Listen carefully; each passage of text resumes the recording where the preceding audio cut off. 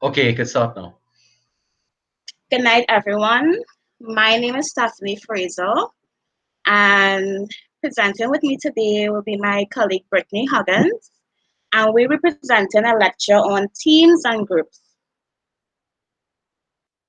learning objectives, understanding groups, group development, dynamics in groups, teamwork, teams and groups, teams, smart, critical factor for a team success, team learning and leadership, and 4 design components needed to establish teams.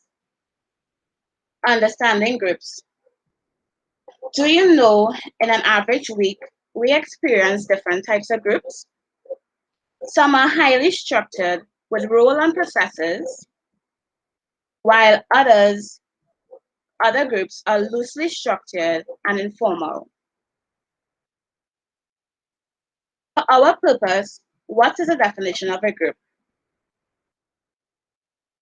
Stated from Cathcart, Samover, and Henman 1996. A group is considered to be 3 or more people interacting and communicating interpersonally over time in order to reach a goal.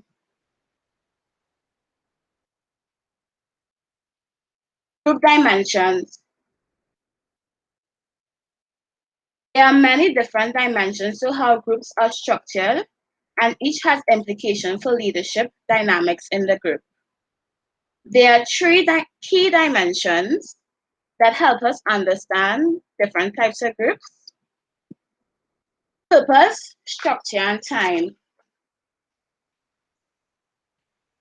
Purpose. Groups exist for very different purposes.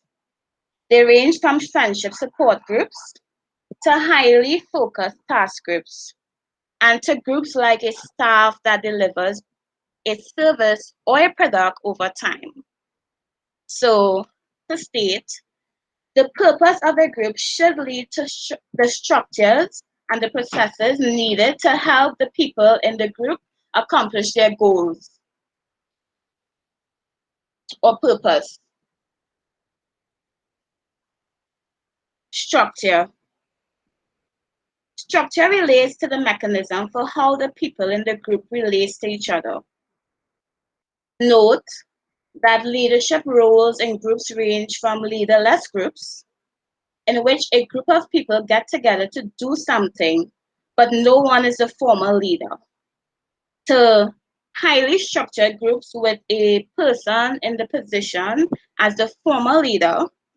An example of these is like the president or a chairperson or a director of a company. Time. Groups exist over varying lengths of time.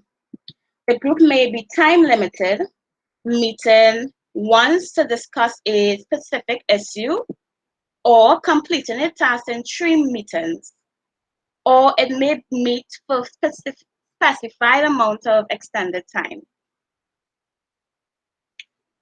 So time-limited groups are often called task force or ad hoc committee, and ongoing groups use such names as like committee, boards, or councils. The duration of the group raises different challenges. Time-limited groups with short time frame must quickly establish rampant and common purposes and engage members to be active and focused on their roles. Ongoing groups must deal with members' motivation over time, establish processes to welcome and bring new members into the group, and keep the group focused on its purpose. Group development is forming the association of people to work as a group and direct their actions towards accomplishment of a goal. And in group, and there are 5 stages in group development: forming, storming, norming, performing, and adjourning. In this video, you will learn how a group is developed.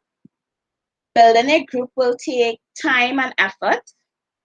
Do not expect a group of people to work together smoothly for the first time. Without proper leadership and management skills, you will not be able to have an exceptional group. Communication between members is very important to develop, for the development of a group, and these are the 5 essential steps to development.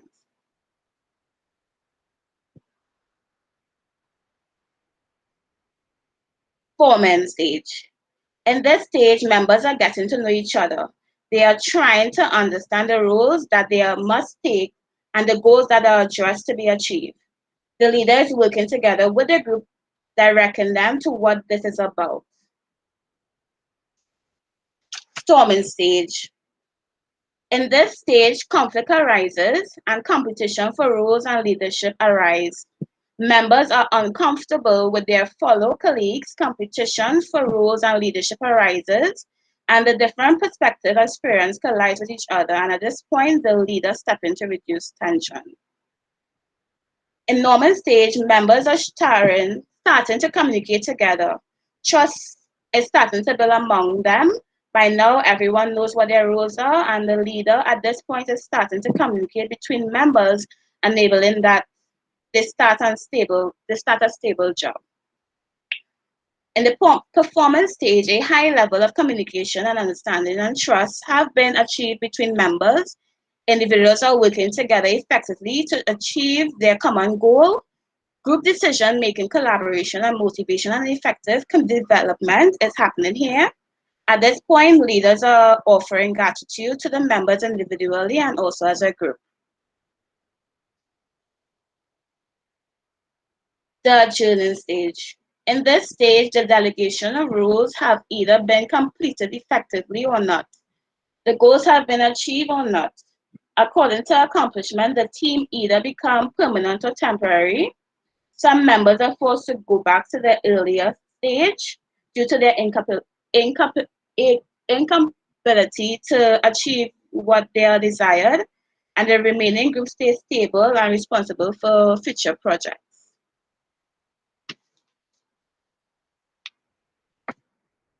Dynamics in groups. Groups engage in various processes that are often called dynamics. And stated from Johnson & Johnson 1994, group dynamics is a study of the group's life. Group dynamics include processes as how the group makes decisions, how the group handles its conflict, and how the group meets its leadership needs.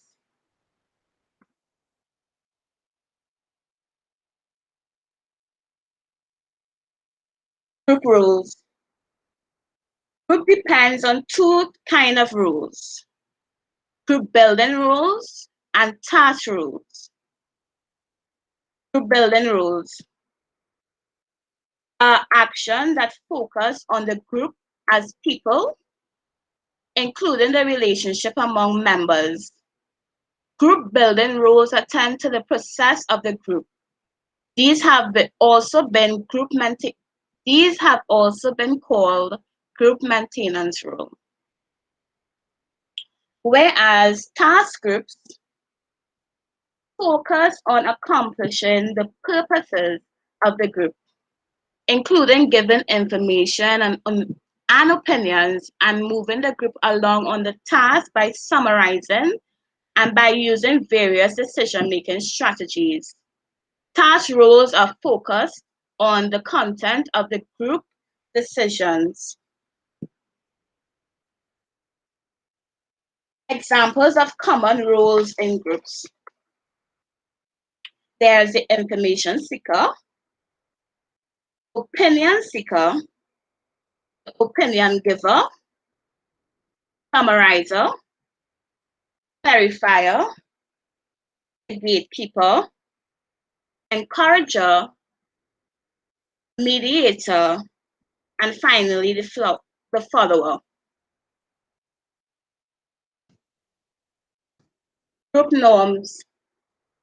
Group norms contribute to the concept of group climate. Climate is like the group personality. If you want your group to have a distinct personality, it is useful to consider what group norms will lead to those desired outcomes.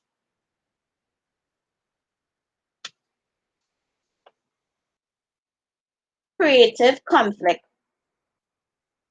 The storming stage of group development can paralyze a group progress. Unresolved conflict at any stage can create group climate that is tense and hostile, but it can also be an effective method for improving the group's outcome. The resulting different conflict resolution outcomes have different described as win-win, win-lose, and lose-lose.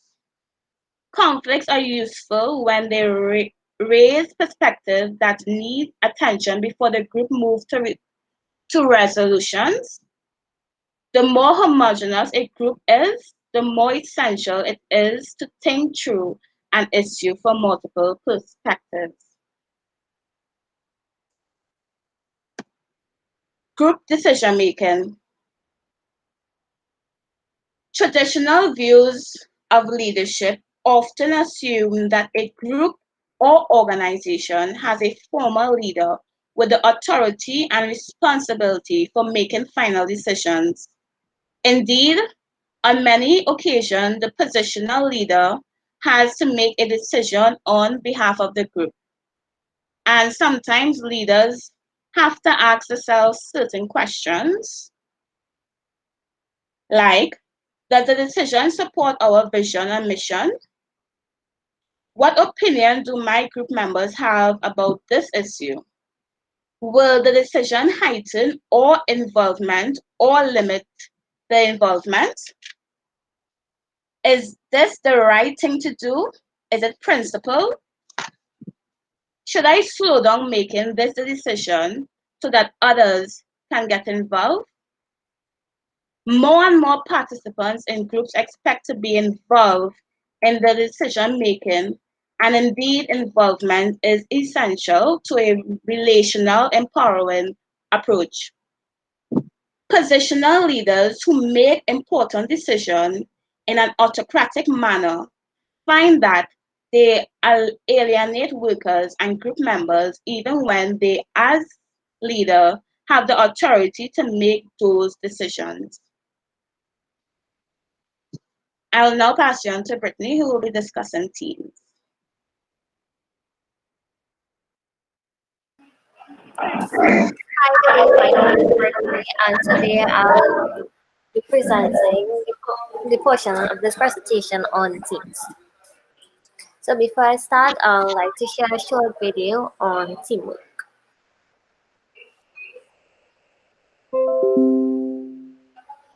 Oh, I like that one. That's a good one. It works on many.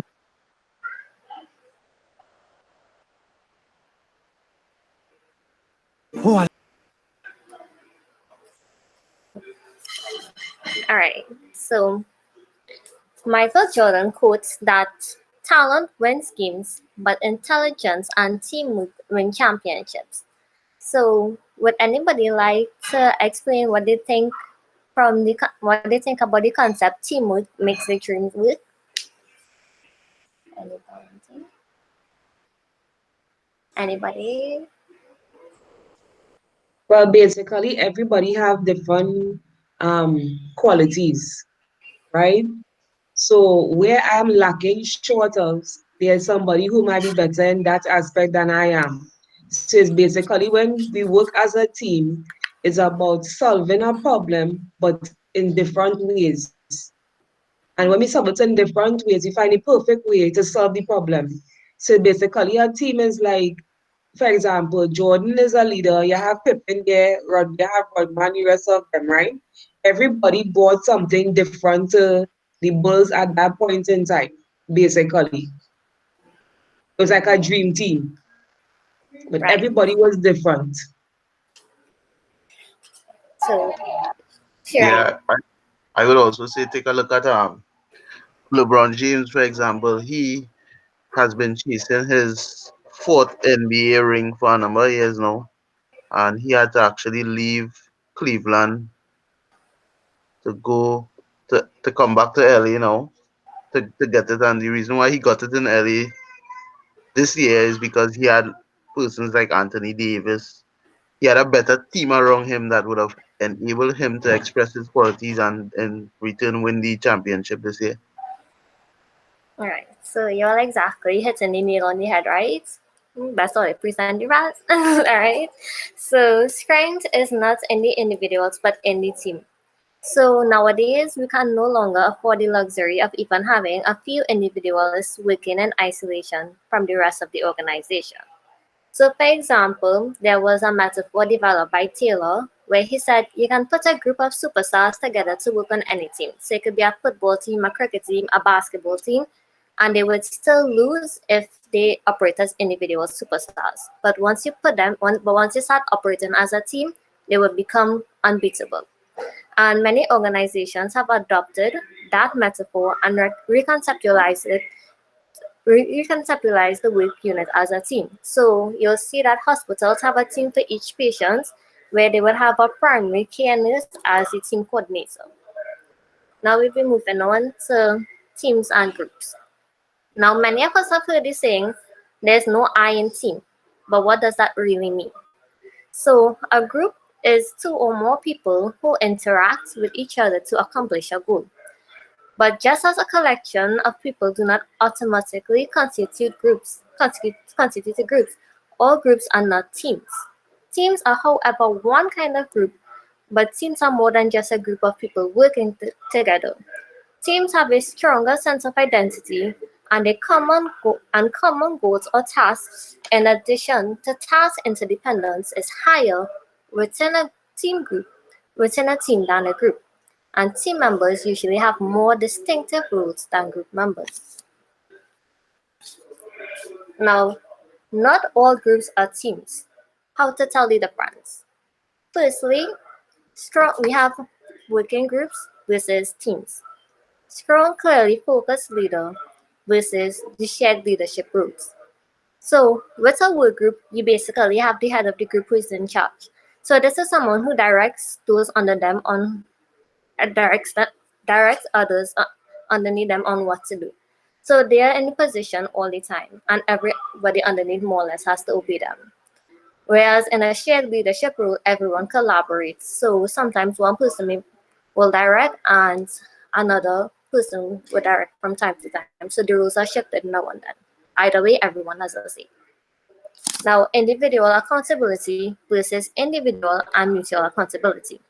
Now, with a work group, you're pretty much on your own with the task you're working on. So if you mess up, you are to blame. If you succeed, you get the benefit. Achievements and failures are only your own. Whereas with a team, you are accountable for the work you are currently doing. But the team is there to support you. So failure means that the team as a whole has failed, not the individual. If there is success, it is the team as a whole that succeeds, not the individual. So for example, if you think back to the sports team again, it is not the individual who won or lost the game. It was the team that won or lost in a sense. Right? So the purpose, organizations versus the teams. So with a work group, the group's purpose is the same as the organizational purpose. In other words, there is no purpose other than the default one of the organization. So thereby they'll have to just abide by the mission or statements goals set up by the organization. Whereas with a team, the whole point is to accomplish a goal that the whole team has agreed upon. It is specific to the members, to the work that the members are currently doing.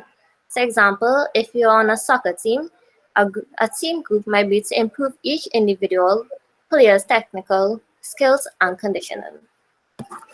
Now, we have individual work products versus collective work products. So in a team, everyone is working towards the same goal. So everyone is working on project A, everyone is working on project B. Whereas in work groups, everyone is working on their own. So one member is working on project A, another is working on project B, and so forth. Now we have runs efficient meetings versus encourages open-ended discussion and problem-solving meetings. So for work groups, meetings are efficient. This may seem like a good thing, and it can be, but the reason meetings are efficient is that the leader dictates the meeting. Knowledge flows from the leader down, and very rarely does it flow up. Now this could be both a benefit and to the company, so it's not necessarily a bad thing all the time. Whereas with a team, problems are discussed. The team as a whole works out the solution through consensus. Each person has an opportunity to speak and be heard. Now we're going to measure effectiveness by its influence on others versus measures by assessing collective work products. So, in the, so, where, so with work groups, individuals are working on their own little work areas, whereas with a team, everyone works together. So the measurement is based on the collective work that the team has done together. Now the last point is discussions, decides, and delegates versus discusses, decides, and does real work together. So work groups, as discussed earlier in meetings, have everything sent down from on high. The members may discuss together, but the leader is the one who makes the decision and then delegates it to its members. Whereas with a team, there's no real leader like in the sense of a work group. The team collaborates together and does the work together. There's no one person always coordinating activities and delegating. So now we're going deeper into teams.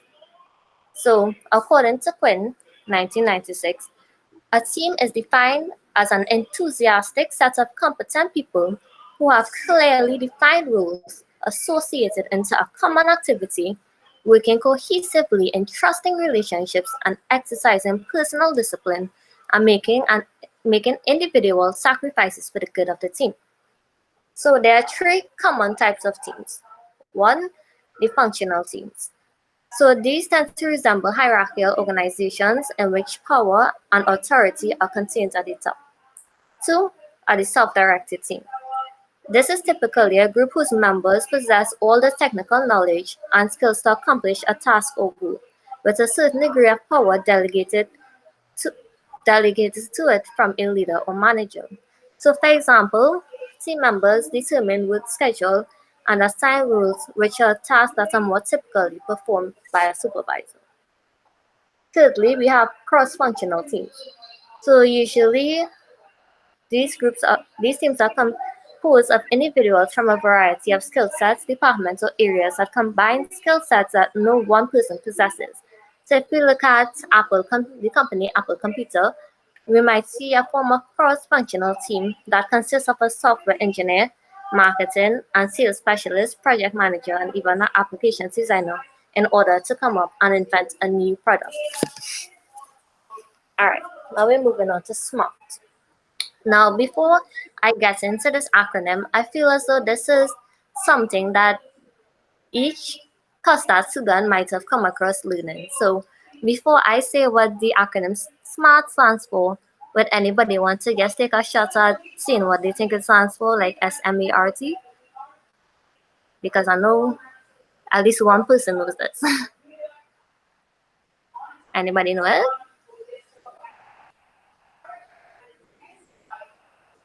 Um, I can't remember the specific, S. Yeah, measurable, specific, Measurable, measurable, attainable, attainable, reliable, realistic. reliable, realistic, realistic, and and time time bound. based. Time Time. bound, Time time bound. based. All right. Well, you had it on board, right? So teams must have clear goals to achieve success, and they use the SMART rubric in order to provide a framework for teams to use to establish their goals.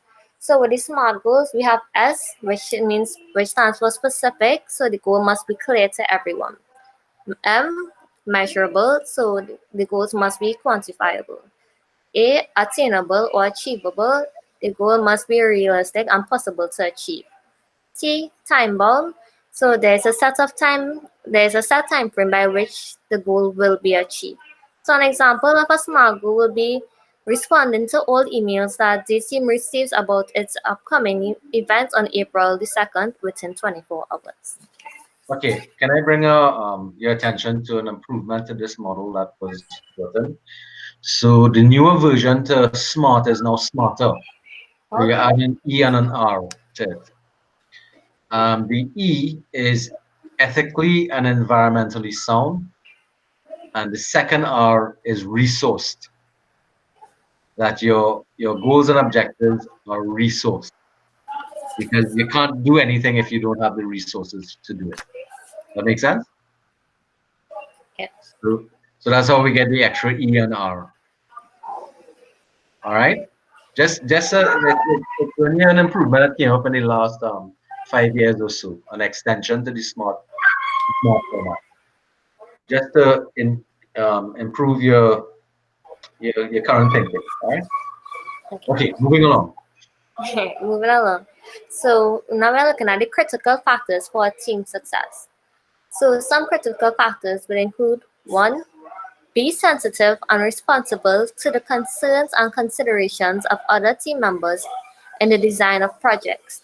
So at the end of the day, everyone lives a different life. So we have to take in mind that everyone may have different jobs or family lives. So, you should be considerate of all these things when you're planning out projects with your teams because you want everybody to have a fair view. All right. The second one will be understand that common goals and targets are mandatory for all team members. So no one should think of their individual setting an individual goal for itself because the team itself is working to one main goal. Right? All members pull their own weight and share a common objective. So I know that a good few of us probably has experienced this, whether it be in work or even in cluster teams, where you realize that one group member only pull in 20% and you pull in 80%. So it should never be like that. It should always be where everybody pull in 100%, right? Because you're working towards the same thing. So the other point I'd like to bring up is develop a sense of trust among all members. So at the end of the day, you don't want to feel as though a member will betray the other team. So I don't know how many of you might be familiar with the story of Jesus and his disciples. You don't want to be a Judas. You don't want to betray the rest of your team, basically, for your own good. So be willing to accept and try ideas that are different from the norm, even if it means modifying the established process.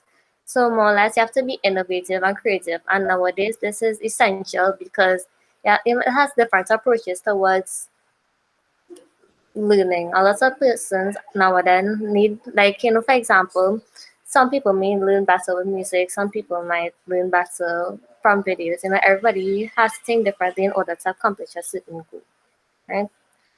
And use a bit of humor when discussions get tense and the pressure to complete a task is high. So I guess this is the best example I would use here is the sense of a lecturer like Mr. Bisu. So, while he's teaching, he'll put like jokes here and there. So, while we're thinking, oh, good, this course looking real hard, he'll come across with a little joke to make things a little easier in the process and it'll help us, remember the topics. Kind of Salman. August, I'll put in here for a little bit. August. Yeah, That's yeah, yeah. It's kind of brown nose and Alright, so now we're moving on to team learning. Alright, so a lot of us are capable of individual learning. So as college students, we have to write tests, we need to read books, and we may even need to develop things like computer programs. But however, learning occurs in many other ways, especially through team projects and in experimental settings. So whenever a team has a shared responsibility, we need to learn how to find ways together and not just individually. So the learning units or units of organizations are teams or groups of people who need one another to act. And approaches to learning include accumulating the learning preference of the majority of its members. So for example, a scientific research group in which everyone prefers facts and details, or friendship group in which most are flexible and casual. So if you're planning a live, you might do it on the weekend because not everybody has work and you'll sort out who brings what. However, an intentional team learning requires intentional practices. So team learning happens in dialogue with each other and through reflection on shared experiences. Now, to define dialogue is a sustained collective inquiry into everyday experience and what we take for granted. And when we think about dialogue, we should think that is far more than just mere words used to share meaning. It includes a tone of voice, laughter, pauses, difficulty in finding the right words, and amount of conversation needed to come to some meaning. So when a team is in dialogue, participants must be aware of the process of their communication as its contents. However, we should note that dialogue and discussion are two slightly different processes. Discussion, where some groups mistakenly engage in discussion in which members share their own views with minimal attempts at true understanding. This could further lead to debate which only beats down opposing views or leads to a deterioration of relationships that can unravel a group. Right? So now we're moving on to team leadership. Right? So there are two critical functions of leadership: team performance, which means accomplishing the group's goals, making decisions and plans, achieving results, and solving problems. The other critical factor is team development. This includes establishing effective relationships, creating an environment in which individuals feel valued, and facilitating cohesion within a team. So leaders do not always have to be one selected to lead in a group. Sometimes leaders are those who sit back, listen, and help the group move forward without having to be in charge. Leaders shift between the behaviors of monitoring, taking action, and paying attention to internal and external group issues. Team members can also take on these functions, which is typically the case with more experienced and mature groups. In these cases, leaders would do well to step aside and let the team take on those responsibilities and tasks. So it is a delicate balancing act of determining which problems to intervene in and which to let the team members resolve as a whole. Now, there are several characteristics of team leadership. One, clear, elevating goal. So the group believes that the goal is worthwhile and it is clear enough to tell when the objectives have been met. Two, results-driven structure. The group's purpose needs to drive the structure of the team. Three, competent team members. So the group members must possess appropriate technical knowledge and interpersonal skills to work collaboratively as a team. Four, unified commitment. So the group has a sense of identity and level of team spirit that has been intentionally facilitated and developed. Five, collaborative climate. All individuals contribute collectively to the success of the project and individual accomplishments are integrated into the whole team's effort. Six, standards of excellence. These are established and clearly understood by the team with the emphasis on everyone performing at the highest level. Principal leadership. The leader establishes priorities and helps team members stay focused on the goals, sustains collaborative environments for the team, and manages performance. 8. External support.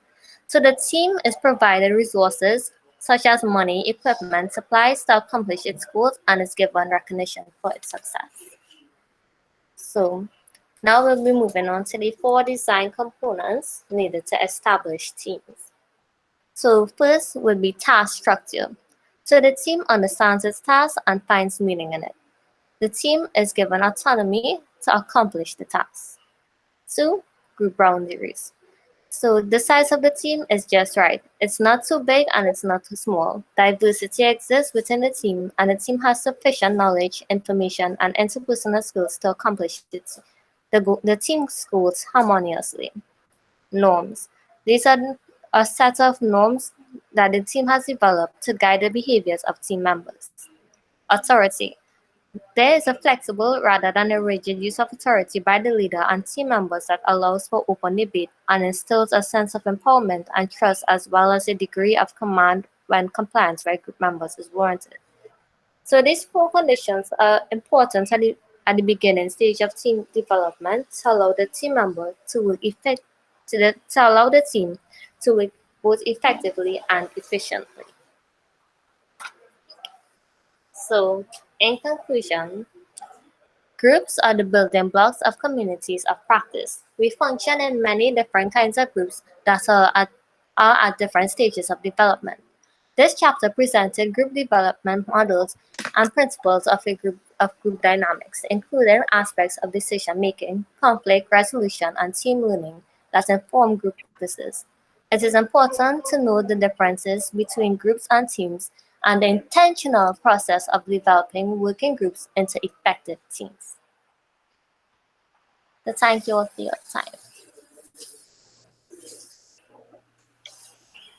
All right. Anybody has any questions they would like to ask? That was really nice. Oh, yeah. That video cracked me up. Hmm. Any questions?